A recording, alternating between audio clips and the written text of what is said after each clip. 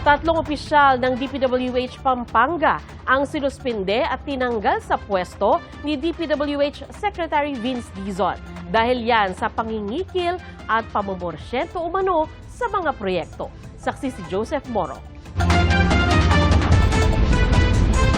Hindi tayo nakikipaglokohan sa kanila. Yan ang babala ni DPWH Secretary Vince Dizon sa lahat ng tauhan ng kanilang kagawaran sa gitna ng paglaban sa katiwalian. Dalawang engineer at isang maintenance chief ng DPWH Pampanga 2nd District ang sinuspinde at tinanggal sa pwesto ni Dizon. Ayon sa kalihim, nakatanggap siya ng ulat na nangingikil at nanghihingi umano ng hanggang 8% halaga ng kontrata ang mga sinuspinde.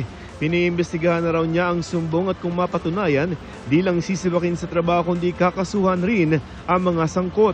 Nasa Pampanga kanina si Dizon para inspeksyonin ang gumuhong dike sa barangay Kandating sa Arayat. Di bababa sa 23 bahay ang apektado. Nung una, kung maaalala nyo, butas itong area na to. Pinaayos natin, pinasara natin, nasara nila in ilang buwan, no? Siguro mga 2 months, 3 months.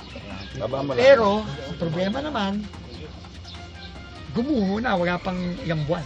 Ayon kay Dizon, sumulat ang contractor sa DPWH Regional Office 3 na sasagutin nila ang lahat ng dapat ayusin sa gumuhong dike.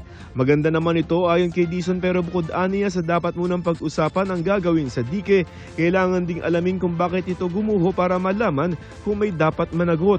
Clearly, hindi na plano to ng tama. No, kulang ng datos kasi hindi dapat nangyayari ito.